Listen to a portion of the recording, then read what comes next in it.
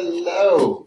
Let's talk about our factor theorem and our conjugate root theorem, which we've kind of touched on before, whereas we're going to be taking our zeros or solutions or roots and turning them into polynomials in standard form. Let's first just talk about finding the zeros and stating the multiplicity. The multiplicity is just the number of times that factor or that zero exists. So if you notice on this first example, we have x plus 1, but we have x minus 8 squared and x minus 9 cubed. So one of the zeros will be x is equal to 1, and we'll have a multiplicity of 1 because it's only one factor of x plus 1. It's just a negative 1. We'll have x is equal to 8 with the multiplicity of 2.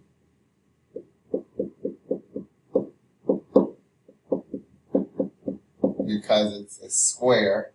And we'll have x is equal to 9 with the multiplicity of 3.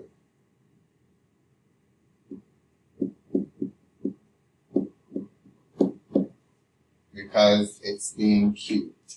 So essentially you're still setting each factor equal to 0 and then just stating how many times that factor exists. So if we take example 5, for example, we have x cubed, x plus 6, and x minus 1. So that's going to give us x cubed, if we set that equal to 0, we'll get x is equal to 0, and that has a multiplicity of 3.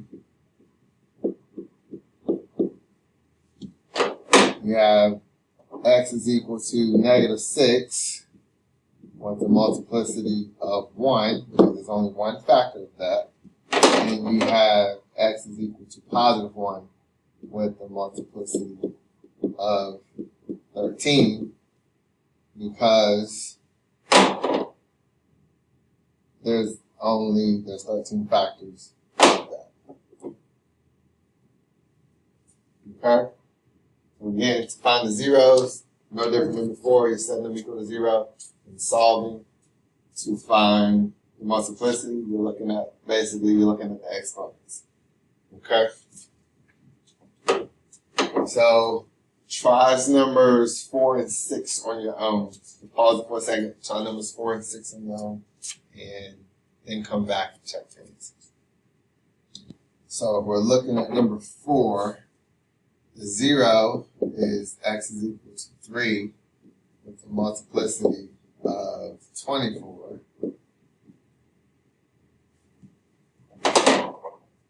And x is equal to positive 4/3 with the multiplicity of 2 because of the square.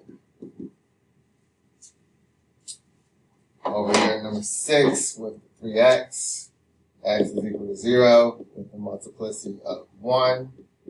We'll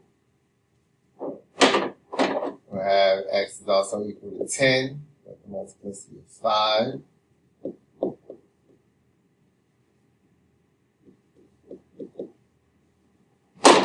And x is equal to negative 5/2 with the multiplicity of 7.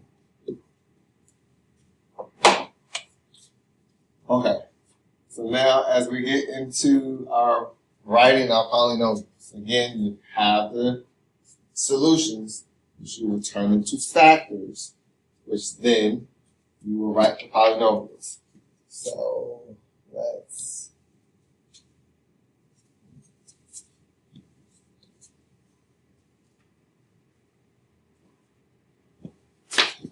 cut this for a moment.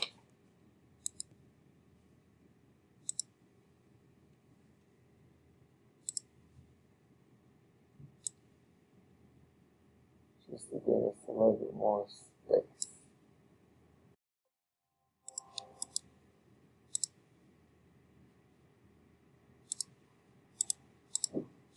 Alright, so we'll start with number 7. We got x equals 5 and x equals negative 1. That's going to make our factors x minus 5 and x plus 1. Those are the factors. Now we just need to FOIL to get the polynomial. So x squared plus x minus 5x minus 5. Combining like terms, my polynomial is x squared minus 4x minus 5. That is the polynomial in standard form.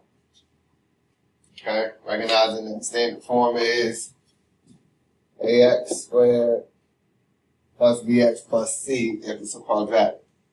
However, for any other polynomial, a is always the leading coefficient, and then b, c, d, and so forth. And you'll see as we get more factors. So if we have x equals 1 and negative 1, that makes our factors x minus 1 and x plus 1. Again, we FOIL x squared plus x minus 1. So the polynomial is just x squared minus 1. Anytime you have a 0 of 0, then you just have the variable. So here we have x and x minus 2, which multiplies to x squared minus 2x.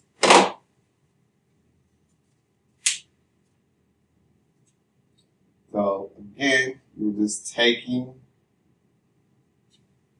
the zeros, like factors, multiplying until you get the polynomial. So if we try example 12, where you see dr, that means you have a double root. So that factor counts twice. So we'll have the double roots at negative 2, and that's x plus 2 squared times x minus 5. So if it's something is squared, that means that factor is twice. So I can expand it to this and then multiply it out. So we can multiply it and get x squared plus 2x plus 2x plus 4, which combining like terms makes that x squared plus 4x plus 4. Just right. And then I'm multiplying that times x minus 5. And the order in which you multiply doesn't matter. I could have multiplied x plus 2 times x minus 5 first. So now I'm going to multiply x by each term of this trinomial. So x cubed plus 4x squared plus 4x. And then multiply the negative 5. So minus 5x squared plus 20x minus 20. And then combine like terms to get my polynomial. So my polynomial here is going to be x cubed minus x squared plus 24x minus 20. Okay. So if we look at examples like 13 and 14 where there are fractions, okay, I'm going to cut those again so that we can see that a little better.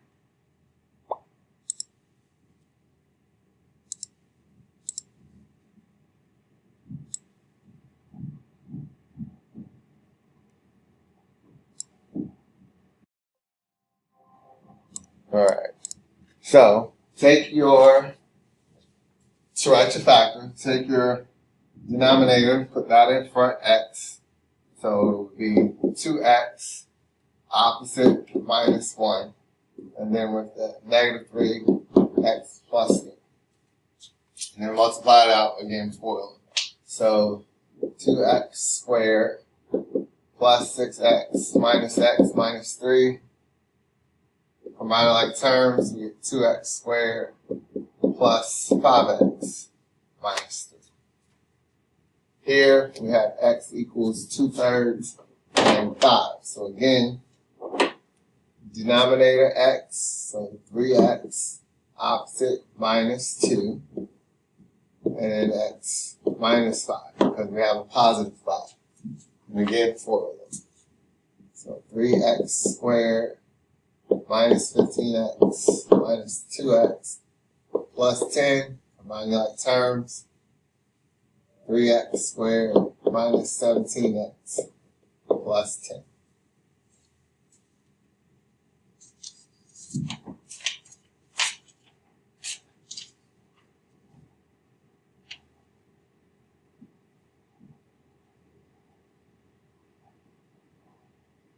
Okay, flip over to the following page, pause this, flip over to the following page, try 15, 16, and 17.0.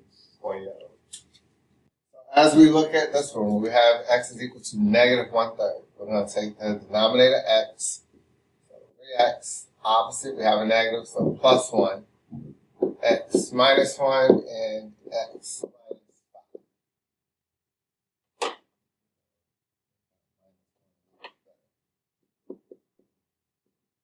So, again, the order in which you multiply them doesn't really matter. You can bring the 3x plus 1 along for the ride. And get here x squared minus 6x plus 5. We FOIL. So now, again, we're going to take each term and multiply it by 3x.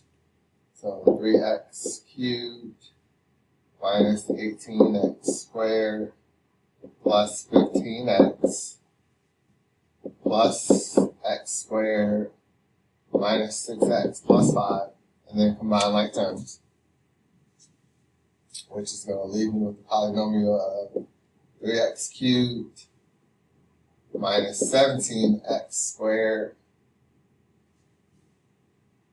plus 11x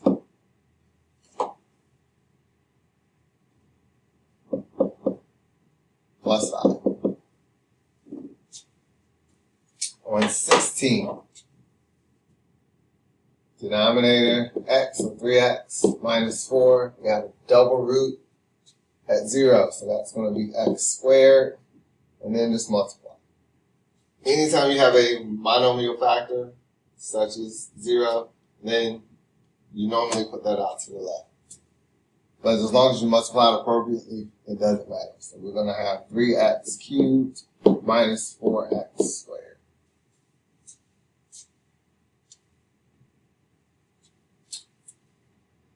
17, we have 0 at 0, so x double root at 3, so x minus 3 squared, and then x minus 4. So I can multiply x times x minus 4 and get x squared minus 4x. Multiply the x minus 3 times x minus 3, x squared minus 6x plus 9. And then multiply those to get the polynomial. That's x to the 4th minus 6x cubed plus 9x squared minus 4x cubed plus 24x squared minus 36x. And then combine like terms. So x to the 4th minus 10x cubed plus 33x squared minus 36x. Alright, so try the problems that we didn't do. Check Blackboard or the Google Classroom for the rest, and watch part 2 of the video for the conjugate.